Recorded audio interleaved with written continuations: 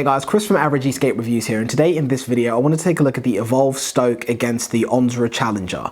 Now the reason I wanted to do a VS against these two boards is that I kind of feel like when you look at all of the boards that are out there, all of the different options that have similar deck shapes, similar specs, I feel like these two are kind of the only ones that stand out, and the other ones aren't really boards that I would consider to be on par or on the same sort of level or league as the Onsra Challenger and the Stoke.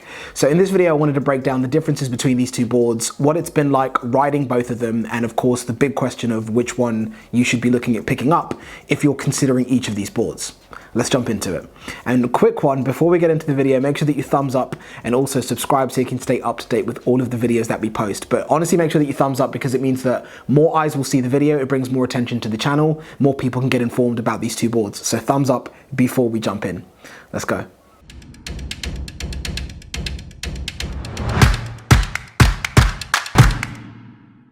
Now jumping into the video, a lot of you guys are normally probably going to be expecting me to start with speed, but for once I wanted to look at something different, and that's going to be the look or the appearance of both of these boards. When you lie them next to each other, which one in my opinion looks the best and why? I think when you lie these boards next to each other, it's kind of clear that the Evolve Stoke is the better looking board.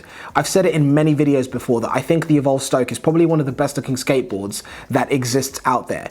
You guys know that I'm a big supporter of a board that's kind of like displays wood, it shows the wood, it's not hiding it or it's not painting it. I don't really like boards that have carbon composite or carbon fiber surfaces. I'm all about showing that bamboo or showing that maple, so the Stoke definitely takes it. Even with its orange wheels, the way it has the little yoga mat at the back or the little spongy pad. I just love the way that this board looks. And it's not to say that the Onsra Challenger doesn't look good. It's just for my preference in the way that I like a skateboard to look. I kind of want a skateboard to look like it's made from wood. So the Evolve definitely takes the victory, in my opinion, based on how it looks. Now from there, of course, I'm going to touch on the one that is the big one for me, which is speed. Now, depending on where I'm riding, the Evolve Stoke, I normally get a speed of about 20 to 21 miles an hour, which for what you do on that particular board isn't bad. But of course, being able to go a little bit faster, as you guys know, we love to go fast on skateboards, would always be appreciated. But the motor setup that this board has, the battery that it's got, sort of 21 miles an hour was the max speed that I was pretty much able to achieve out of it consistently. Of course, as your battery drops down, this board has a range of about 6 miles, depending on how you ride. I ride quite aggressively, and I mentioned this in the review that I did of the board, so 6 miles was kind of like my average. I'd maybe be able to get 7 if I was riding a little bit more conservatively, but 6 miles was roughly what you could say that I'd be getting on that board.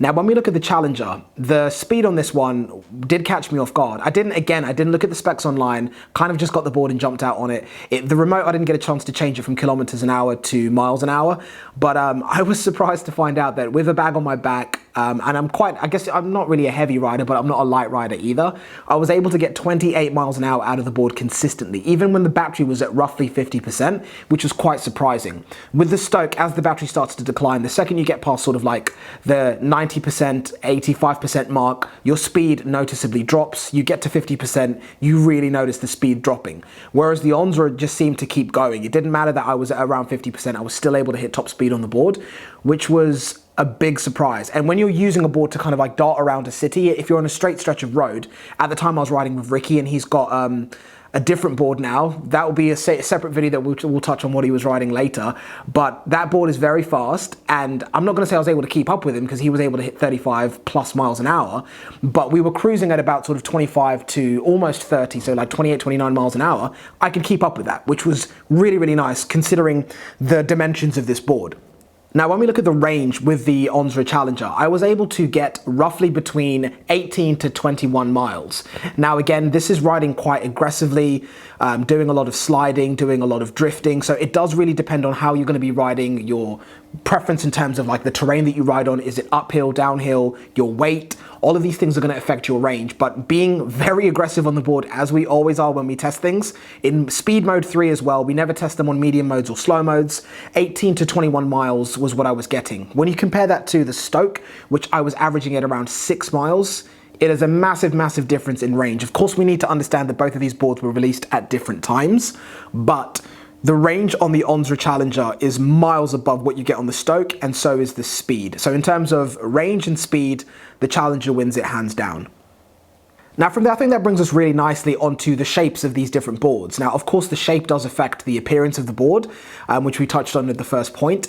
But when you look at the different deck shapes on this, of course, the Stoke has kind of like a surfboard design deck shape, which isn't always appealing to everyone. Like I've said, I do like the way the board feels, but I would love it if the board's concave, the Stoke's concave, was just a little bit deeper. I feel like the surface of the board is just a little bit too flat. So when you get very confident with your sliding, with your drifting, you'd like a little bit more of a concave just so you have more control and grip over the board while you're moving around.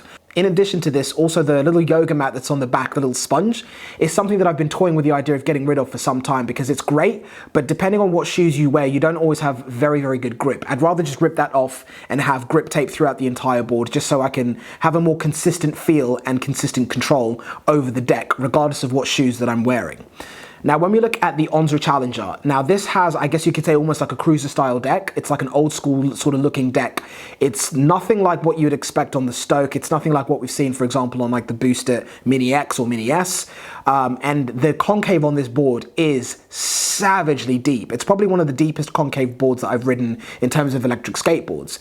Now, while this is definitely an aggressive concave, and the first time I rode it, I did get a little bit of like foot ache because I just wasn't used to it. After riding it for a couple of hours, you kind of do adjust, and you do find that you have so much more control over the deck because of that concave. But I will mention, it is deep, and it's probably not going to be to everyone's taste, so just make sure that you note that. And if it's something that you're not a fan of, deep concaves on boards, then maybe you might need to reconsider, but it's worth mentioning. So the Onsra is at one end of the spectrum where the concave is quite deep, if anything, maybe a little too deep for my personal preference, and then the Stoke is too flat. So it's a catch-22, but if I had to pick, I would go with the Onsra's concave because you have more control. It can feel a little bit uncomfortable at the beginning, but once you adjust, your feet get used to it, and you're wearing the right shoes, which I never am, you can get used to it. It does feel good, but it is very, very deep. I'd love to see something in the middle of both of these, not too aggressive, not too flat, for my personal preference, but I thought I'd definitely mention that because the shape of the board makes a big, big difference. Now, also that leads us nicely onto the grip tape, because of course with the Stoke, it's that spray-on grip tape. It's really appreciated because you get to show off the design of that deck, and I love that. I've mentioned that before. The back of the board where the kicktail is has that little yoga mat, whereas the Onsra Challenger has very thick, very spongy grip tape throughout the entire board. Now, of course, it's in different patterns. It does expose some of the black deck based on the way that it's been laid out on the surface of the board. But this grip tape is savagely, savagely grippy. It's definitely worth mentioning that. With the Stoke, after you've ridden it for a while and you start to kind of wear away the spray-on grip tape, at the minute, my Stoke board really needs to have the grip tape redone because it's very easy to lose your footing and slip off of the deck, which of course is not ideal. But with the Challenger, it's the complete opposite issue where you are so locked into the board. And when you're sliding and you're on a board that's like a cruiser stroke with a kicktail and you can tic-tac-toe around, you need to have a little bit more flexibility to be able to move your feet and adjust your stance while you're skating. And it can be tricky to do that because of how much that grip tape locks your feet in. It reminded me a lot of Dope Grip's grip tape, which I know a lot of people like. But personally, the way I ride these types of boards, these shorter boards, I prefer to have a little bit less grip just so I can maneuver and change my feet around as I'm doing different things, whether I'm carving or dropping off of a curb, or if I'm just going to be trying to slide the board out. Having the ability to very easily change your foot position on the fly while you're in movement is always appreciated. So it's a weird one where the Stoke was at the opposite spectrum of this, where if anything, there was too much movement and you'd like to be a little bit more locked into the board's grip tape, whereas the Challenger was very grippy and you're completely locked in. Now, this is probably going to be one of the most important points about this entire video in this comparison, and that's the ride of the boards. And I don't just mean how it feels, I mean where you'd ride them. You guys remember when I did a review of the Stoke board, I mentioned how if I was going to go to London, or if I'm in our office right now, and the ride to town is roughly about, I'm going to say 2-3 miles, maybe 4, depending on which route we take. If I was going out with a Stoke, no chance in hell would I ride from my office into town with the board. If I was at home and I was commuting into work, I wouldn't take the Stoke either. If I was going to London for the day to ride around the city, I wouldn't take the Stoke. That's not just because of the 6-mile range, it's because of the entire setup of the board. It has 85mm street wheels, which means that if you're riding on less than perfect roads, those double kingpin trucks and those street wheels make for an incredibly uncomfortable ride on crap road or crap street conditions, which is a big deal. I talked about how if I was going to ride the Stoke, I'd maybe be going to the park with my kids, or maybe I'd be going to a specific area where all I would be doing is carving, sliding, dropping off of curbs, different types of tricks, 180s, 360s. Then I'll take the Stoke out specifically to go to that area to do that. Now, whereas with the Challenger, you can do all of that with the board. You can go to a specific place and you can do exactly what I said. But I actually rode the board from my office into town, and I actually commuted with the board from home into work. I would never do this with the Stoke. And this is because of the setup that this board has. It's how much power the motors have. Of course, the range of the board does play a part if you're going to be commuting, but it was because of the wheels that the board had and just the way that it rode. Putting cloud wheels on the Challenger, I don't even know how to say this without you guys killing me in the comment section. It was a lot better than I thought it would be. And the reason for that is because of the weather conditions right now. You guys know that we give cloud wheels a lot of crap, but that's because if there is just the tiniest bit of moisture, those wheels are suicidal to ride on, especially if you ride hard and you like to slide and you like to carve hard. But we've had really good weather. It was roughly 21, 22 degrees when I was riding, completely bone dry. So the cloud wheels were actually pretty sticky on the ground, which was really, really nice and very surprising for me to experience. But riding that board, riding the Challenger with cloud wheels through the city on less than desirable roads, I had to pick it up when I was going through like cattle grids, you know, when you get to fields that have those grooves or cutouts in the roadside so cows don't go out into the streets. When you're on AT wheels, you can roll over those, but when you're on street wheels, you have to pick the board up. That was annoying, but aside from that, I was able to ride the board with comfort and without having to freak out about what I was riding on from the office all the way into town and back again. And I actually enjoyed myself, which was very, very new. I didn't expect that to happen at all. The general ride of the board, the way it felt just cruising around was great. You can carve on it, you can slide on it, you can just use it to blast around a city. But as I mentioned earlier on, that deep, deep concave did take its toll on me when I was riding around for long periods of time without braking, without resting. Maybe this is something that my feet will adjust to over time, but it's just something that I wasn't used to, and why I said that I would have preferred a slightly less deep or less aggressive concave on the deck. But it does benefit you for other things or other riding styles, but definitely worth mentioning that. Now, something else that's definitely worth mentioning on these two different boards is going to be the Wheelbite as well, because that comes into the ride as well. So the Stoke board has double kingpin trucks and it's sitting on 85mm wheels. I know I've seen people out there put bigger wheels on this board, even augment the deck so they don't get Wheelbite with bigger wheels. I kind of feel like that takes away from the way that this board was designed. Whereas when we look at the Challenger, it has 105mm wheels and you can put 120s on there, the cloud wheels. Now with those, I feel like 120s, 100% you're going to be getting Wheelbite if you ride the way I ride. I tend, when I'm sliding, to lean very, very heavily on the edge of the boards just before I get into the slide. And I found when I did that quite aggressively with the bushings that the Challenger had at the time I was doing this, if I leaned forward and I got a little bit too carried away, a little bit too aggressive, I would get Wheelbite. Now, whereas this is also possible on the Stoke with the 85mm wheels, it didn't happen as frequently as it did with the Challenger. Now, this didn't prevent me from carving hard or prevent me from sliding. It just meant that I couldn't kind of go OTT with what I was doing. I had to kind of be a little bit more reasonable. It's a bigger wheel, so you kind of have to take that into consideration. And I'm not the lightest of riders, so when I lean on these bushings, they are really going to give way.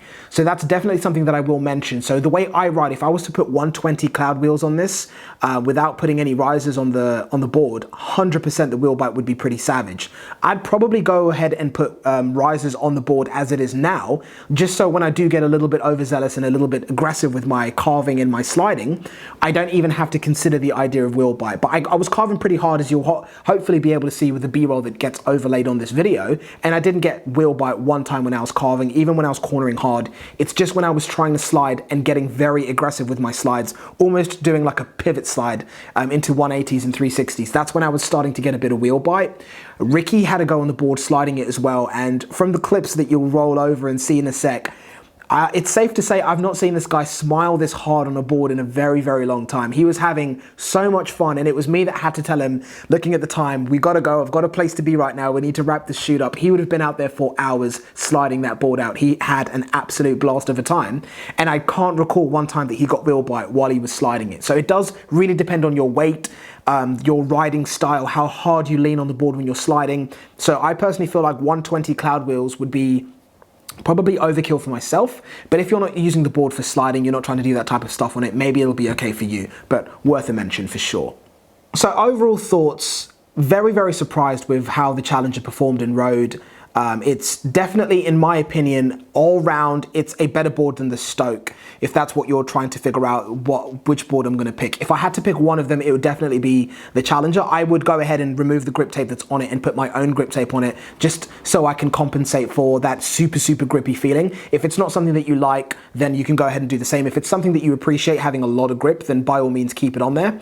But overall, in terms of the power that the board has, the battery configuration that the board uses, the range, the top speed that it's getting, all of these things are better than the Stoke. Of course, I did say that the Stoke looked better, but of course you have to take into consideration that the Challenger is a newer board than the Stoke, so of course you would expect its components to be better. But when you look at the price of these two boards, which leads us on to the next point quite nicely, the Stoke is currently sat at about £950. The Onsra Challenger is roughly about 1,170 or 1,150, somewhere around there. Although the Challenger costs more, all around it is a better board because of the range, the performance, the power, the batteries, or the speed as well. So you are getting more for your money versus the Stoke, which is still sat at, in my opinion, quite a high price point. I feel like both of these boards are expensive for what they are. Definitely the Stoke because of the range, the power, and the speed, and the fact that it's 2021 now, and that's, I don't feel like charging $950 for that board at this day and age is justified, whereas the Challenger is more justified. I'm not saying that it's the price isn't high or isn't low. I feel like the price is still a little bit high, but the performance, the components the board has kind of do justify a lot more than what you're getting for value when you look at the Stoke. You can see where they kind of excel in different areas, but overall, the Challenger would be the one, the mini board that's not really a mini board that I'd be moving forward with. And what I mean by mini board, but not a mini board, is if you look at the foot placement on the Challenger and then the foot placement on the Black Carve, it's pretty much the same, even if you're on a longboard. Depending on what longboard you're comparing it to, you might find that the foot placement on the Challenger is actually a little bit wider than what you'd expect, even though it's not a longboard. So calling it a short board isn't really right, or a mini board. It's definitely not a mini board, but it's a shorter board. That's always worth mentioning, because I think sometimes when you see these boards online and you see people riding them and they don't compare them to regular sized longboards, you think that your foot placement is going to be very, very close together and narrow, but that's definitely not the case. It's very, very wide. Same thing goes for the Stoke as well, which makes them very, very comfortable to ride. So overall, riding these two boards has been a really, really good experience. It's really nice to see that this whole idea of shorter decks, or like cruiser boards, or these types of boards that you can go out with and kind of do more skateboard style skating with an electric skateboard, is still around. These are fun boards. It's a completely different ride to a longboard, and in a lot of ways it's a lot of fun. Just being able to tic-tac-toe around a city, I think that's probably where these boards really excel, especially the Challenger, because we rode into central Cambridge with Ricky, and he's riding a very, very big longboard, a very powerful one, but while we're riding around the city when there's a lot of foot traffic where all the stores are, I'm able to tic-tac-toe around people, around obstacles. We get to a curb, I can just drop off the curb, I can hop onto the curb by lifting up the nose of the board and then chipping up the back end. Being able to do things like that makes the board very diverse and very maneuverable in the city. But when we got onto big stretches of roads, of course Ricky could just floor it and he would leave me in the dust. But when we were in the cities, that's when he couldn't keep up with me. So having these boards that are really diverse and really maneuverable in these tight spaces is so much fun.